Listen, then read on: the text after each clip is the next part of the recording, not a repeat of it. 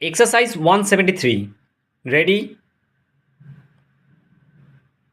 Start.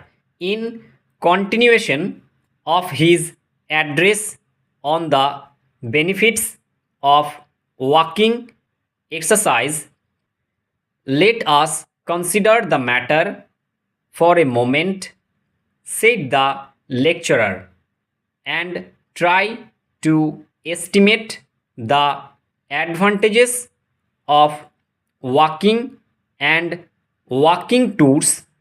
The roads of every country in Europe, except those of Sweden, Russia, Greece, and Turkey, are familiar to me.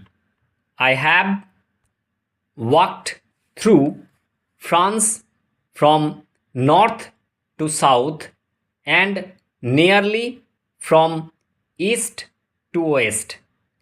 I have walked through a large part of Germany and have crossed the Alps on foot by three different passes.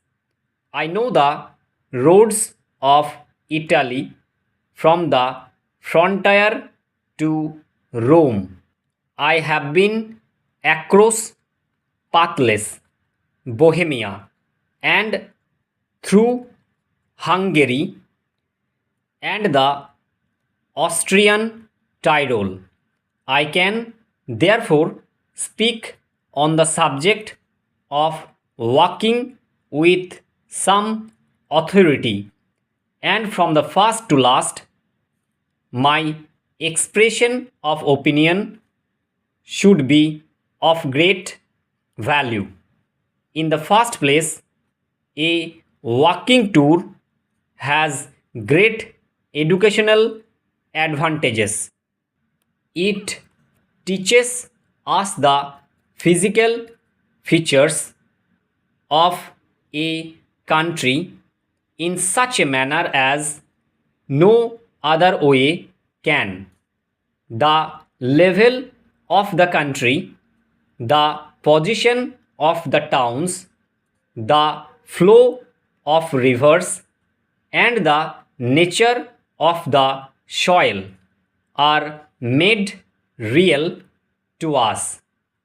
The average Englishman, whose idea of a lake is Windermere, of a mountain, Snowdon, and of a river, the Thames, would open his eyes if he found himself by the side of Lake Constance, or if he crossed the Alps and Pyrenees and followed the 700 miles of the Rhine.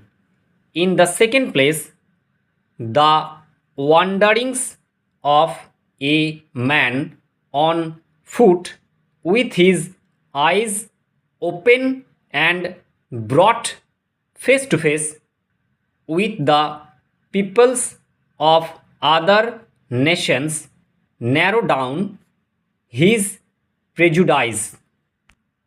Stop.